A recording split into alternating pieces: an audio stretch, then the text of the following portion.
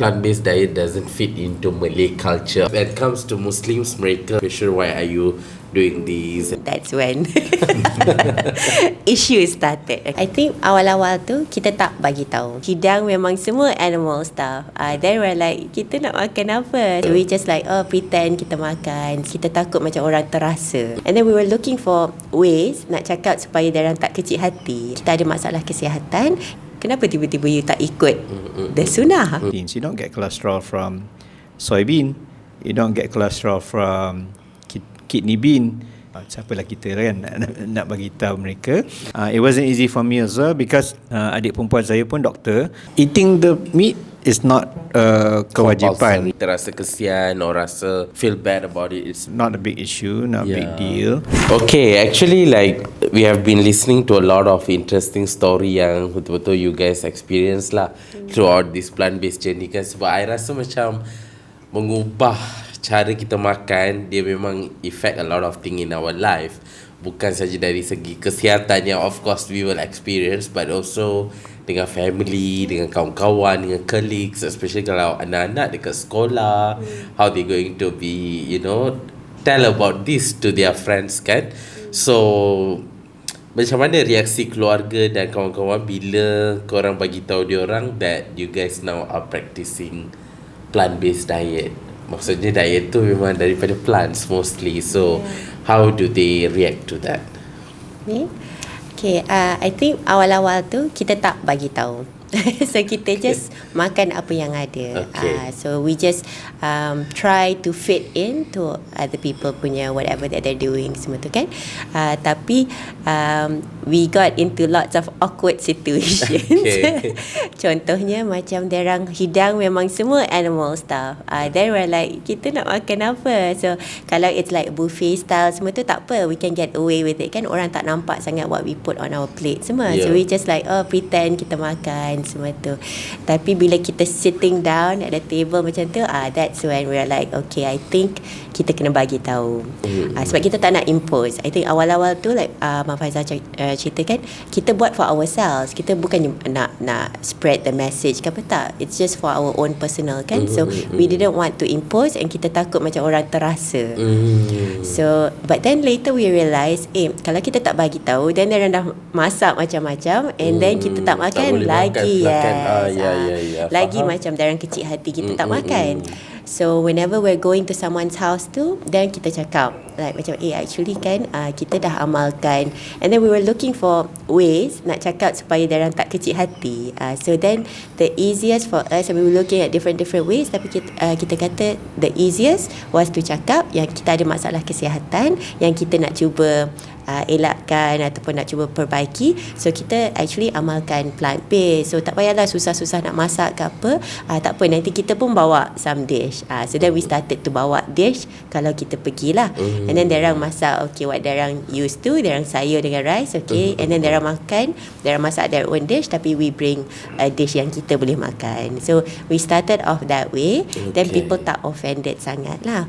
Tapi I think Abang Faisal should cerita juga yang bila they found out yang we were doing all out and tak nak makan semua tu kan, especially Abang Faisal, sebab he couldn't say he's allergic ataupun kesihatan sebab his parents know he's not allergic kan.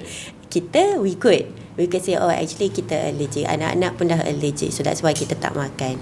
Tapi Abang Faisal punya was in a spot that his parents knew he's not allergic. Kenapa tiba-tiba you tak makan? Kenapa tiba-tiba you tak ikut the sunnah?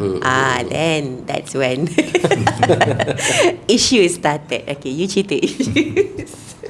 Tak adalah isu besar sangat. Tak adalah sampai World War 3 tapi of course dia macam pelik lah. So I think macam saya cerita tadi, in the beginning tu kita makan je lah apa yang, kalau dia yang lauk bercampur dengan sayur tu, kita ambil sayur je and then all that kan. But eventually lambat laun kita educate dan bagi tahu, maklumkan, actually all the animal proteins comes with cholesterol. Actually if you think about it, the only source of cholesterol is animal proteins. You don't get cholesterol from soybean, you don't get cholesterol from kidney bean kan, dan semua plant based proteins lah.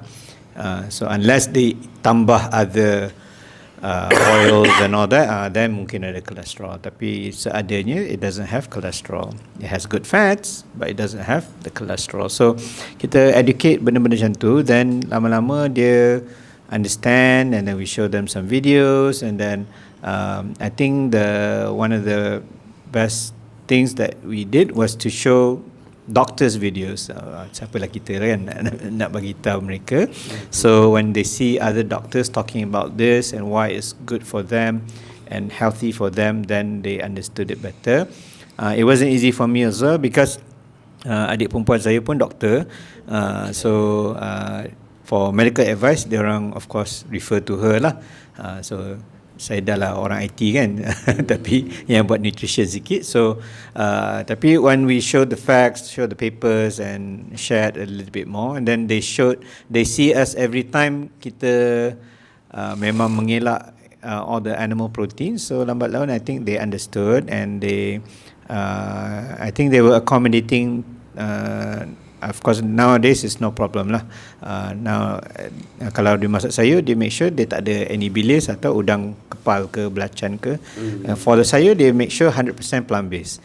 Tapi they will still cook their singgang ikan dan sebagainya kan. But when we come, kita bawa lah extra sambal tempe ke, and all the plant based protein stuff and all that lah. So religious aspect, dari segi agama mungkin pada permulaan dia mungkin rasa kekok sikit, tapi I think the only time yang betul-betul conflicted pun mungkin raya korban lah. Raya biasa tak ada hal. Rendang pun kita bawa rendang cendawan, rendang nangka. So that is normal, and this memang traditional foods pun kan. So it's just that bila waktu korban tu, pada permulaan tu, I still did korban macam biasa.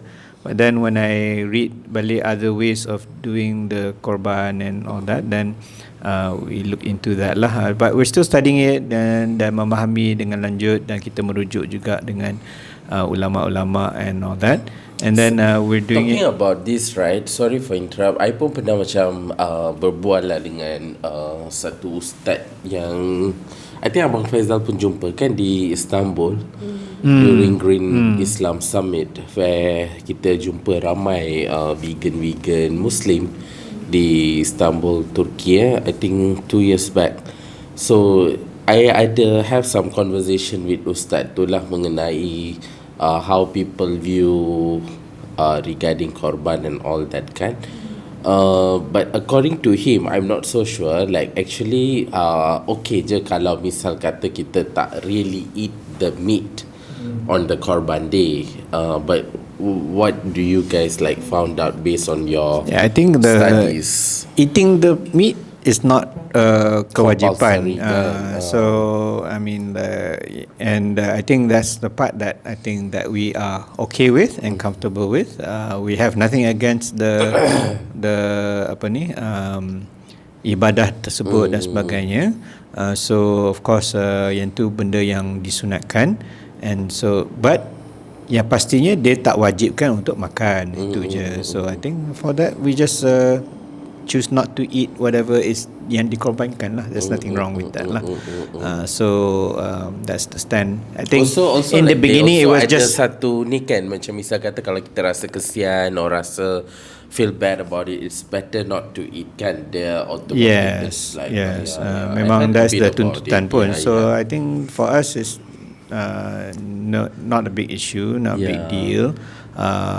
Plus the fact that I mean, as long as the ibadah goes on and you can still do all the other ibadah yang dituntut dan diwajibkan, I think there's no issue whatsoever lah.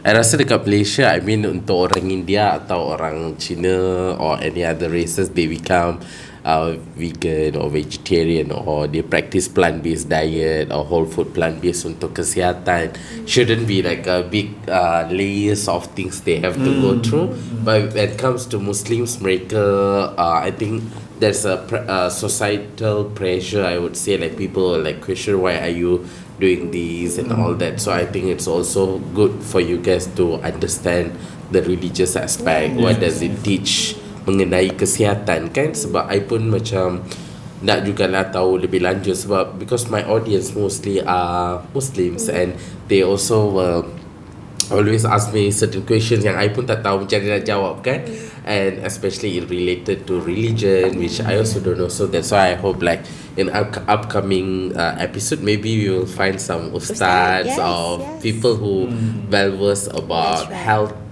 topic in the religious perspective kan. Kita pun boleh belajar lebih lanjut apa dalam agama ajar mengenai health as well. Okay, so now I wanted to ask another things that another questions that macam ada tak orang or people around you or family says that actually plant-based diet doesn't fit into Malay culture or Muslim way of eating or something like that, and what's your view on that? You know what you are doing, but when people are saying right, mana boleh makanan Melayu, mana ada yang plant-based ni, walaupun nak sihat ke apa ke, makan ulam je dah cukup, tak payah nak plant-based, benda ni macam tak ikut sunnah or something like that. How do you guys actually view that, and what's your answer for that? Mungkin kan? So it took us years jugalah to try to find the best way nak answer for us yang tak make them feel uncomfortable. Sebab biasa bila kita cakap macam tu, then diorang rasa macam kita tengah pressuring them to do it tu kan. So just nak bagi dia macam neutral, yang diorang tak feel offended, then diorang rasa macam betul juga, make them think kan. So Abang Faisal selalu cakap pasal tu, tengok balik apa yang tok nenek makan dulu kan. Sebab tok nenek makan dulu pun memang betul lah makan banyak ulam. Not every meal eat meat. Betul, exactly kan. Not every meal kita makan meat semua tu. Tu satu. Tapi satu lagi yang memang kita selalu dapat ialah tapi kan sunnah nak makan daging, and kan our prophet makan kambing, and then he has a favourite part of the kambing lagi, the shoulder of the kambing lah semua kan. It's mentioned in the Quran. Kenapa you nak go against the sunnah? So they always say that kan. So we always say we're not going against any sunnah, kita just choose not to eat it kan. Tapi kalau you nak makan, that's up to you. Kita tak cakap anything about you not eating it ke apa macam tu kan.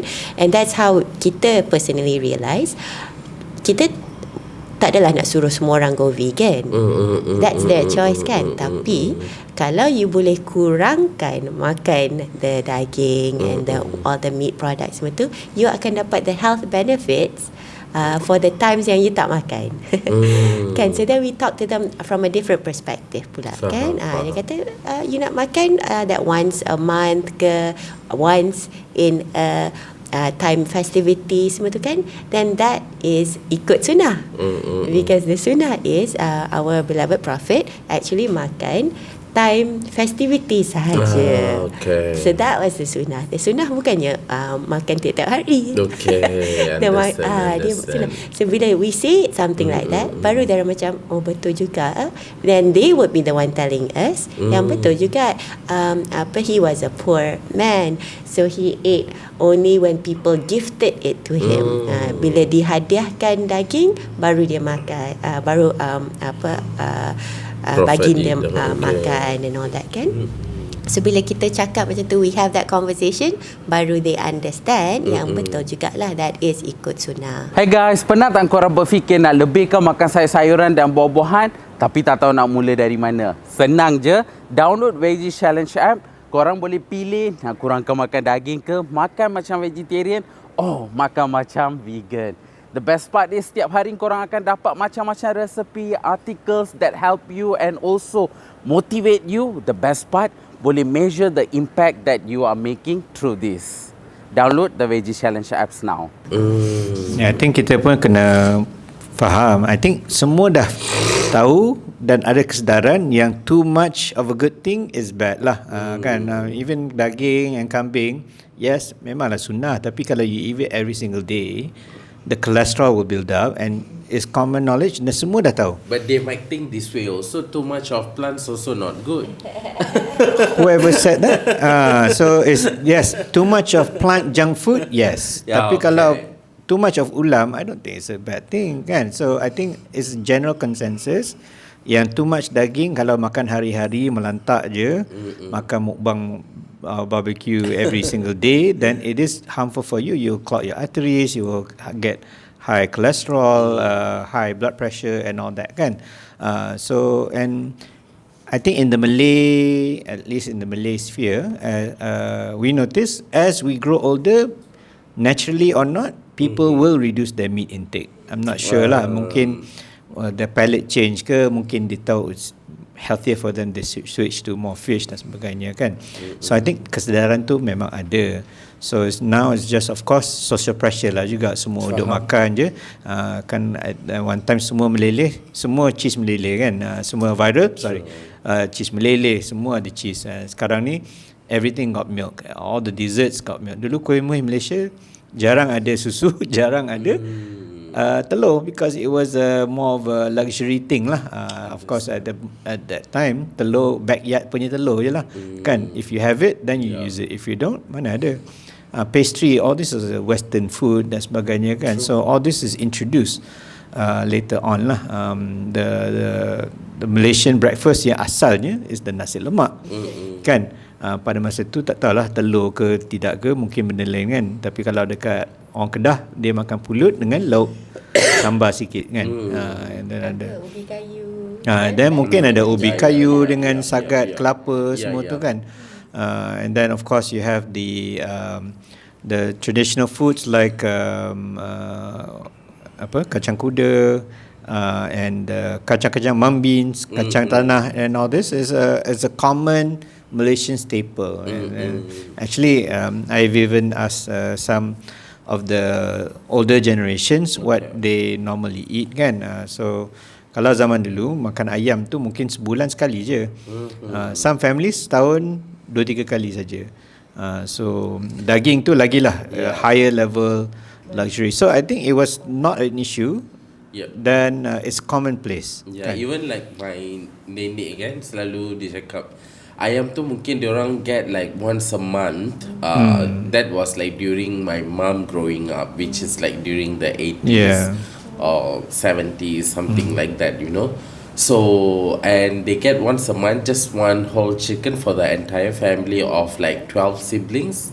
So plus the parents is plus like 15 orang makan seekor. Seorang makan sejemput je pun. So each person just eat like one small piece and that's it. And you only get to eat during any festive season or someone kenduri or that's it. The normal days you don't really get it. And I believe they were healthy and their routine. They were still healthy. They were still growing fine. And now I think because I personally rasa lah sebab banyak aktiviti kita dah more kepada relax, kita tak ada bekerja keras like physical activity like last time. So that's why our calorie surplus tu memang macam it's a day-to-day basis normal for people like me.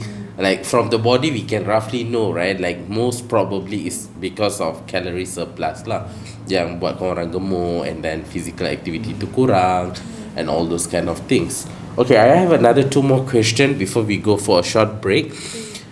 What's your approach to cooking? Do you like recreate local dish or prefer simple clean eating? Like malas lah nak like bubur so many things, especially when you guys are doing it for health, and people who are doing it for animal or environmental reason, dia mungkin lain sedikit. Macam saya, I begin this vegan journey is because of for animals, so I don't give a damn about health and environment as long as I still cook good food and enjoy it, you know.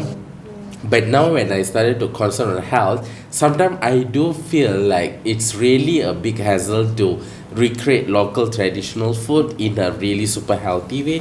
If possible, I just want to eat like as simple as possible, just like steamed vegetable, make like simple one pot meal or like simple soup.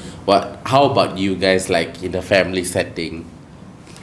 So I'll start first because Aina's answer will be longer. So so a typical meal nowadays for us normally is mula pagi-pagi itu is a fruit and veg smoothie yang kita buat.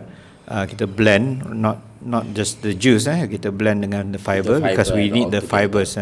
Memang KKM punya study pun dia dah tengok, dan Malaysia ni memang sangat kurang makan sayur dan buah-buahan. So that we have a fiber deficiency actually in our nation, and that's one of the issues lah. So protein smoothies in the morning. Kalau malas buat smoothie pun, at least kita just makan buah je pagi-pagi. So mungkin ada papaya dengan banana ataupun temika dan sebagainya, at least 2 servings lah. Alright, and then tengah hari kita makan lazimnya buat nasi campur, a veg, or kalau malas a salad. Half suku-suku separuh, and then air fried tempe ke sebagainya, nanti Aina boleh huraikan lagi lah. And then just simple brown rice, and then malam kalau we just eat whatever was left over from lunch, or we have another protein smoothie at the end lah. So that's a simple lunch. If we need to go out pun, kita cari yang benda ringan-ringan lah, yang kita senang makan, dan not too heavy lah. I think that's the key lah. So that's the normal typical day lah. Okay, so saya serahkan kepada Aina pula cerita apa yang dia masak. I think I'm blessed that the household are not fussy eaters. Okay. I think that one I have to. Diorang tak macam rumit sangat lah. Tapi probably because memang dah dibesarkan macam tu lah, especially the children kan. Because I pun grew from a household yang I was facing kan, memang my mum pun was conscious already. Kalau yang macam steam veggie, brown rice tu dah memang biasa even when I was a teenager. Sebab my mother jenis yang okay, dia dengar apa dulu ada dekat RTM ke apa, the kesihatan punya channel cakap brown rice bagus. Time tu lagi dah brown rice ni dah, this was 30 years ago. Wow. So dah talk about brown Untuk rice. sekarang ramai orang, even including me, to Thailand brown rice is like a big thing, right? Exactly. Yeah, because we are just so used to the highly processed and polished white rice. Yeah. So because it was easier that way, dah ada dah. So when the kids were born, ataupun even when married to Faisal, then it was good that Faisal pun tak fussy, because it was an understanding. Okay, kalau you nak makan lavishly, you boleh pergi tempat lain. But at home, it's simple foods, and it's simple foods yang kita selalu buat, the one pot meals and all that. So tu yang kita kata, for the family, I can feed them when they're growing up well. Tapi kalau for other people, that's a different story. So I won't be able to feed them because that's a different taste palette and all that kan. Untuk one pot meal one pot meal is like, all the veggies is inside already, and kita just masak the veggies and protein already. Like tom yum ke apa kan, veggies dah and protein dah ada. Chickpea curry, all the veggies and the chickpeas semua dah ada already inside there, and kita just masak the nasi separate, and like Faisal cakap, a fresh salad, either fresh ataupun steam. So that is already the simple stuff that yang sekarang even the children dah boleh buat dah. They are 14, 10 and 5, tapi they can do it themselves. Kalau kita tak ada, because it's simple. Simple enough, diorang dah tahu macam mana nak guna the different tools, and diorang boleh prepare sendiri without us telling them what to do and all that kan. So simple foods. And then you mention about if kalau untuk health journey ni, pastikan ada alat yang sesuai lah. I think that one really help us, especially dengan kesibukan duniawi kita kan. So doing a lot of activities and all that, it's important to get the right tools lah. So if you just have a wok untuk yang tahu goreng dengan minyak je, then you need to invest sikit, mungkin air fryer, mungkin steamer elektrik, sangat bantu. Kalau tunggu steamer atas stove, you kena tunggu kan. Tapi kalau electric steamer, you boleh tekan lepas tu biar. So dia memudahkan lah benda-benda macam tu lah, pressure cooker dan sebagainya kan. So investing in some of these gadgets really makes a difference lah kalau nak prepare healthy food lah for the family. Satu lagi just to add lah, this healthy, because like you said kan, I mean you can be vegan, vegetarian, tapi we're still taking a lot of processed foods kan. Tapi because our exposure was for health daripada awal, so we don't have processed foods. Normally memang we try to avoid. What about outside? Like let's say you go for a party or like a gathering among like people who are in the vegan or plant-based community kan, mesti ada macam-macam yang sedap and all are like plant-based but not necessarily healthy kan. Like ada deep fried, ada like highly seasoned food and all that. So all the deep frying memang kita tahu is outside. It's memang sedap. Yes. We love it, tapi we don't do it at home. Okay. We leave it to times yang kita kat luar. Even as simple as pisang goreng, for example. Abang Faizal pernah cakap, okay, we love pisang goreng lah kan. I mean that is default vegan. Tapi to us, we cannot do it at home because it's health. It's for our health. Kalau kita nak buat, it's air fried pisang, which is slightly different. We've done our own version of macam caramelized pisang with the air fryer semua. Tapi kita made a stand that there is no deep frying at home. Memang kita tak buat the oils and all that lah.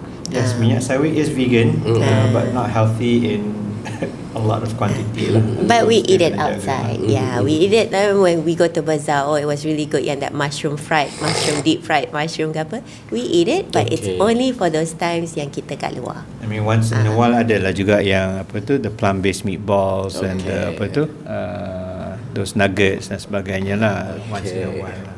But just to add, since Abang Faizal mentioned the nuggets too, so we've tried giving it to the kids. Kan sekarang dah 14, 10 and 5. So whenever ada new products kan, because Abang Faizal will V-label lagi semua, so we try it like, okay, ada new product vegan, so we try it semua. But all the time, not just one time, all of the time, we would say, oh, this is really nice, it tastes like the real thing. But the kids, dia makan sikit, like, no, tak suka. Sebab apa? They're not used to it. So when they're not used to it, kan, because that's not their food. Their food has been different from the start, kan. It was more our food, so we indulge in it. So they prefer the air fried tempeh lah. Understand. Okay, I guess it's a lot of interesting question we have discussed. We still have some more to go.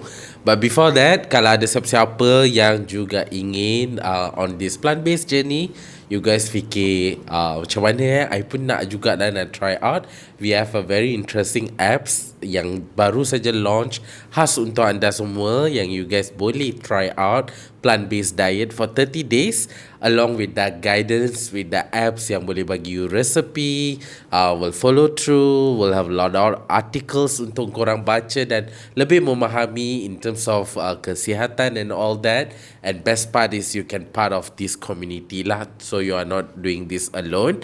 Please check out this particular apps and also download from your Play Store. Okay, kejap lagi kita akan continue dengan lagi banyak soalan-soalan menarik. This video brought to you by Chef Day Vegan Journey, Pro Veg Malaysia, powered by Veggie Challenge apps.